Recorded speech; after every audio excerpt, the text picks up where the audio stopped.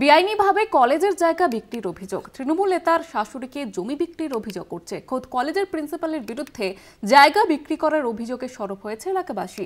মহকুমা শাসকের কাছে লিখিত অভিযোগ দায়ের এলাকাবাসীর। এগরার সারদা শশীভূষণ কলেজের জমি বিক্রির অভিযোগে শুরু হয়েছে বিতর্ক।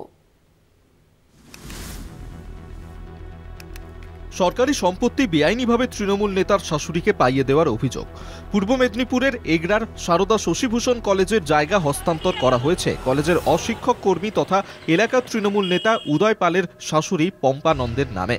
ঘটনায় অভিযোগ উঠছে খোদ কলেজের প্রিন্সিপালের বিরুদ্ধে।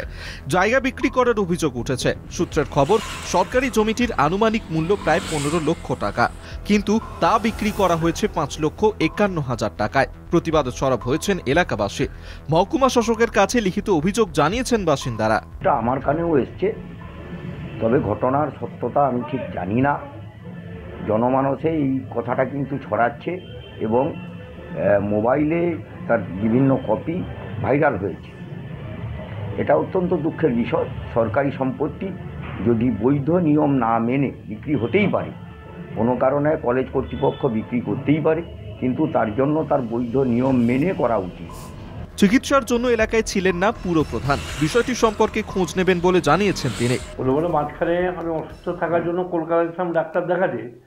তবে যে এই যে জমি হস্তান্তর হয়েছে কলেজের জমি, প্রিন্সিপাল সাহেব করুন বা গভর্নিং বডি করুন, যেই করুন এখানে, এই ব্যাপারে আমি অ্যাকচুয়ালি কিছু আমার জ্ঞাতে নেই। তবে আপনারা যখন বললেন, আমি খোঁজ নিয়ে দেখব ব্যাপারটা কি। কিভাবে হস্তান্তর হয়ে যাচ্ছে কলেজের জমি? ন্যায্য মূল্যের থেকে কম দামে জমি বিক্রি হচ্ছে তৃণমূল নেতার আত্মীয়ের কাছে। এলাকার প্রভাবশালী নেতা হওয়াতেই কি এই সুবিধা মিলছে? কলেজ কর্তৃপক্ষ কিভাবে বিক্রির বিজ্ঞপ্তি ছাড়াই বিক্রিতে ছাড়পত্র দিল, তা নিয়ে উঠেছে প্রশ্ন। শুরু হয়েছে বিতর্ক। সুব্রত পাত্রর রিপোর্ট, কলকাতা টিভি।